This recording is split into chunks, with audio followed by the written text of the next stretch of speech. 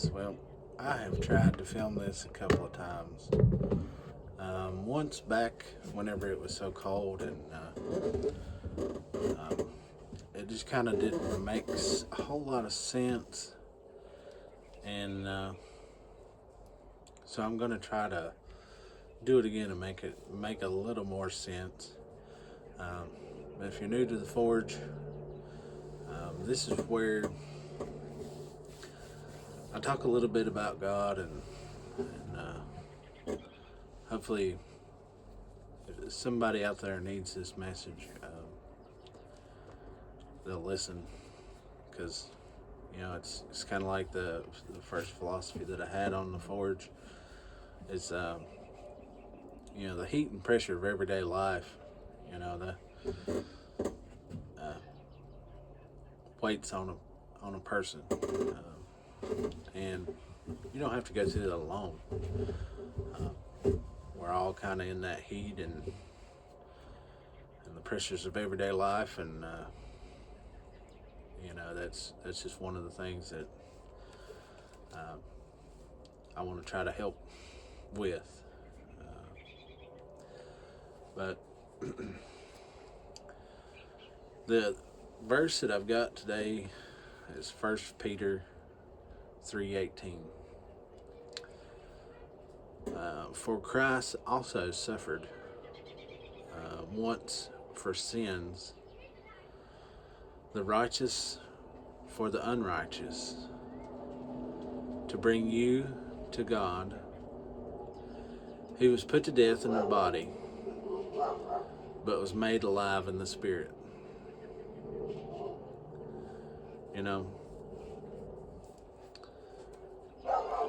The sufferings that Jesus went through, we all go through.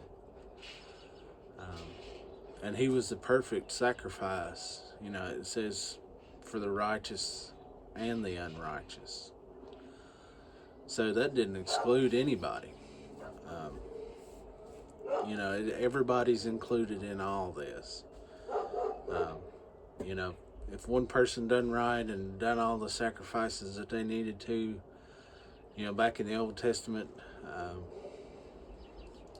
they were still sinners. That's why they had to sacrifice. And that's one of those things that I really don't know a whole lot about, because I didn't live then. I live now. And I realized that Jesus took away all that. The Old Testament that now is used for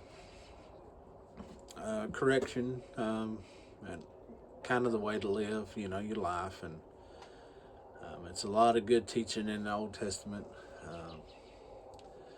A lot of people like the Old Testament or like the New Testament because it goes away from the Old Testament, but there's a lot of stuff that we can learn still yet from the Old Testament. There's no longer any sacrifice or atonement that can please God other than what Jesus provided at the cross. Even our own suffering won't pay for our sins. The price has already been paid. And that's kind of what I went over. Jesus, he paid it all. He paid every sin debt that ever was and will be. As long as you're saved and you're baptized, you get to join Jesus. You get to experience what he has prepared for us.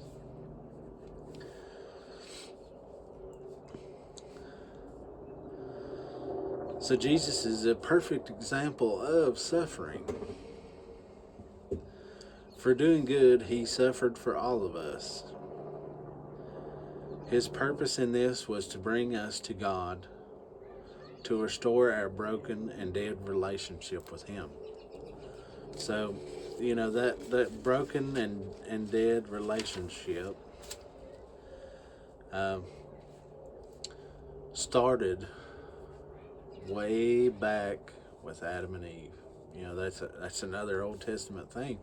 But it started with them. The first sin that happened on earth, they died in a spiritual way. They didn't die with through the body, but they died spiritually. And Jesus and God knew that. He knew that full well and true.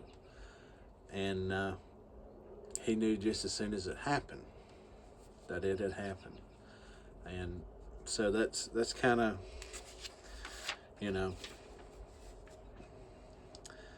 but Jesus wants to restore that relationship to God through him.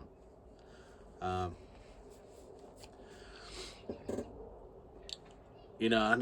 written some notes on here, and I might have to backpedal a little bit, but it is what it is. So, in the Bible verse, it says, in the first little bit there, it says, "For Christ also suffered once for sins, the righteous for the unrighteous, to bring you to God." So, the Greek translations for these, the Greek word for being is the same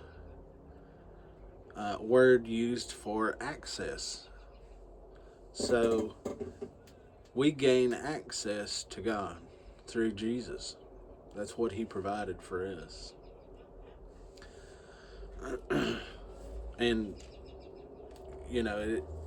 this is another backpedal thing, but Jesus himself was not exempted from sufferings in his life. Through the 40 days that he fasted, and the devil coming and saying, "Oh, make this rock a loaf of bread," he experienced the same thing we did. It's just one of those things that he come and done for us to prove that it can be done. Though he had no guilt of his own, he didn't have to suffer. He didn't have to do this for us.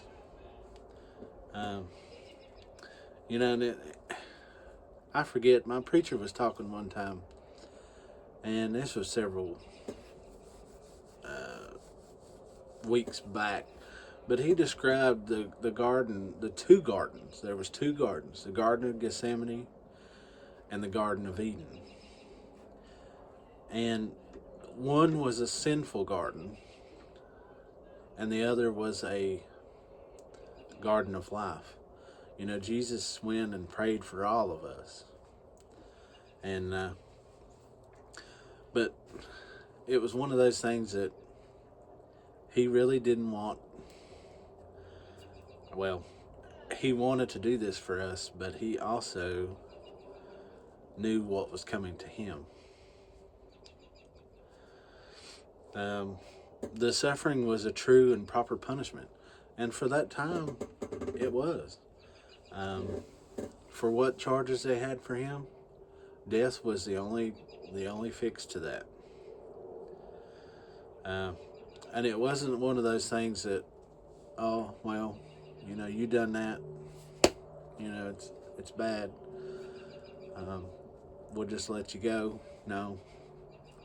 His suffering was true and proper, because he knew, just like us, that it had to be done. But he said, Jesus, he substituted himself for us and bore our sin. So the moment he got on the cross and he was going through, the whole crucifixion process, he took all the sin and all the bad on himself and provided us a way out.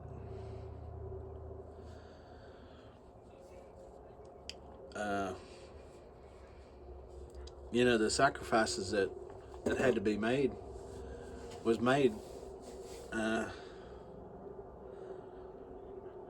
where they were repeated. So they didn't do them just one time and they were done. They done them from year to year and from day to day.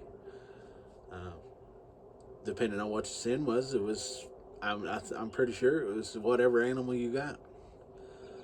Um, a lamb, a pigeon, grain. You had to give your 10%. Um, and that's what it was. So if Jesus suffered, we must suffer to follow Jesus. You know, and that's one of the truths about following Jesus. A lot of people don't like Jesus. A lot of people don't like what he done. I don't know why, but you know, I don't really think that what we do is suffering, because Jesus suffered. He was spit on. He was, he had his fingernails pulled off. He was whipped. He had the crown of thorns put on his head. Um, he went through unimaginable things for us. And the suffering that we do is nothing nowhere near that. Now, there has been some people that have died because of that, but today, where we live, there's no suffering. There's just no suffering, and especially not for Jesus. Um, the it's kind of hard to imagine that if we lived in a place where we couldn't get in our vehicles and go to church on Sunday, worship God, or if we couldn't open a Bible and worship God, is that suffering?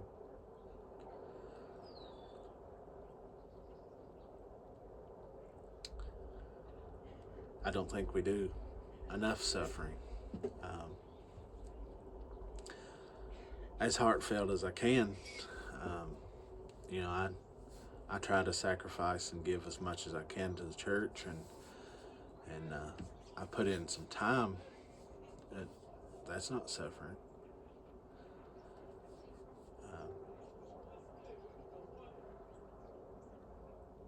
Jesus suffered the most. He suffered the most, and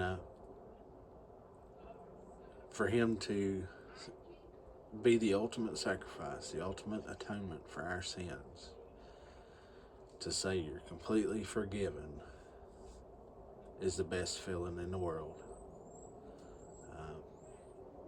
And our sufferings are small compared to everything that he took for us, for everyone, not just one person, but for everyone.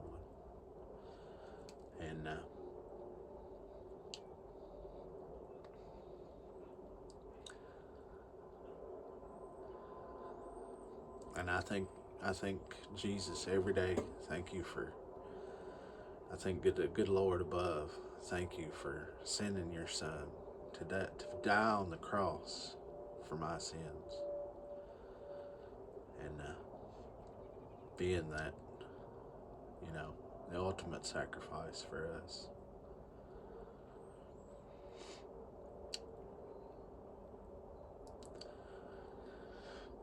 Well, I'm already up to almost 15 minutes, so think about it.